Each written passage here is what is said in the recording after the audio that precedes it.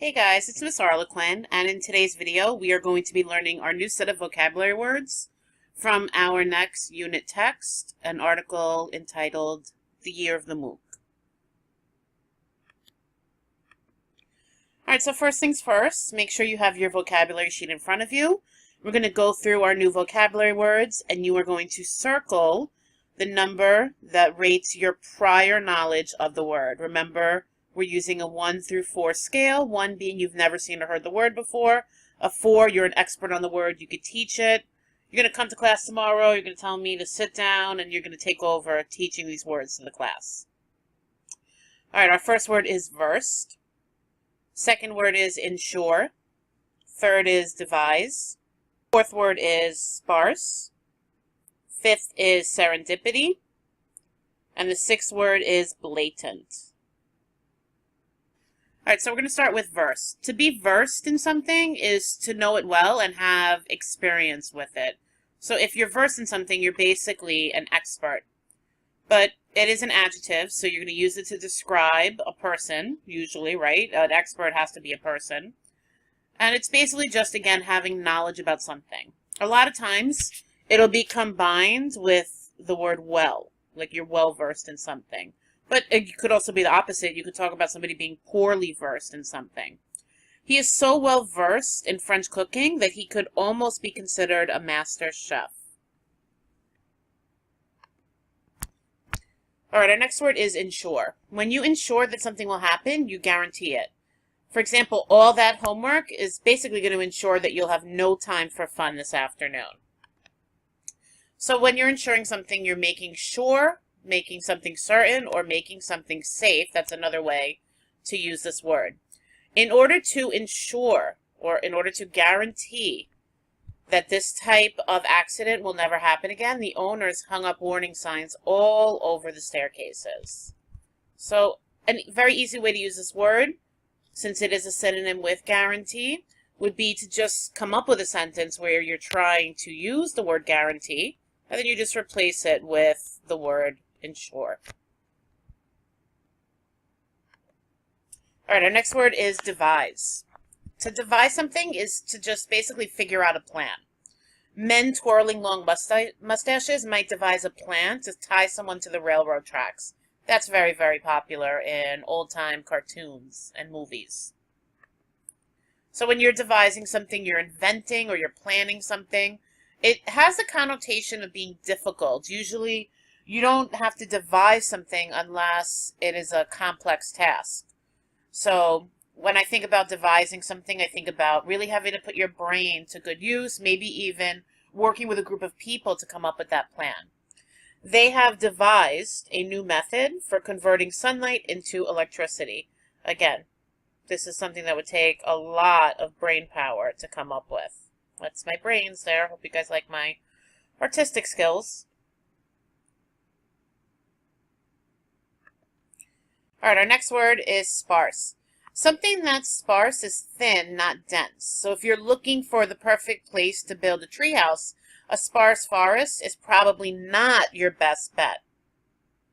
Now, thinning hair, like what you can kind of see over here, is sparse. You could also describe the population of endangered species as being sparse. There's not a lot of it. Or a small and scattered crowd for an unpopular band. You can see all these empty seats there. So synonyms would be when people disperse, there's not a lot of people. People are going in different directions. Something that's infrequent or something that's scanty. There's not a lot of anything if it's scanty. There's a scanty amount. But the opposite would be when there's a full amount of something. It's lush or plentiful. So sparse, it's present only in small amounts, usually less than necessary or normal. The room was so sparsely furnished, which left lots of room for the family to do yoga. So here in the sentence, you can see I've used the adverb form of the word, which is why it ends in ly. I'm describing with adverbs the actual verb that it's paired up with. So in this case, the verb is furnished. I'm furnishing the room. How am I furnishing the room? I'm furnishing it sparsely. And that's what adverbs do. They tell you how something is done. So you can use this word either as the adjective or as the adverb. All right, our next word is serendipity. If you find good things without looking for them, serendipity, or unexpected good luck, has brought them to you. You can thank serendipity if you find a pencil at an empty desk just as you walk into an exam and realize that you forgot yours. Again, that's unexpected good luck. So it's luck that takes the form usually of finding valuable or pleasant things that you're not necessarily looking for. They just kind of pop up. The paparazzi relied on serendipity to figure out which hotel entrance the celebrity would use. So they were looking for some good luck to come their way. All right, our last word is blatant. Something blatant is very obvious and offensive. You don't want to get caught in a blatant or obvious lie because you won't be able to weasel your way out of it. If you say something that's blatantly rude, you're saying something that is offensive. Think of it also as conspicuous. Conspicuous is a good synonym for blatant. And if you're being offensive or if you're being loud, blatantly loud, it might be unpleasant, noisy, but really when I think about blatant, I think about obvious. That is the most common use of the word blatant. So blatant acts are done without trying to hide them, which also reminds me of one of our 7th grade vocabulary words, overt, right? When you do something overt, it's not hidden, it's out in the open, it's really obvious. So again, blatant is very obvious and offensive. He showed a blatant disregard for the safety of other drivers. So he has no caring about other drivers. He's drinking coffee, has his phone in his hand, big no-nos. The advertising is so blatant in this magazine that one can barely read the articles. So it's so obvious, it's so bold, it's so offensive. You can't miss it. All right, so now it's time to write our own sentences. As always, you want to make sure that you use the word properly. So adjectives are being used as adjectives, verbs are being used as verbs.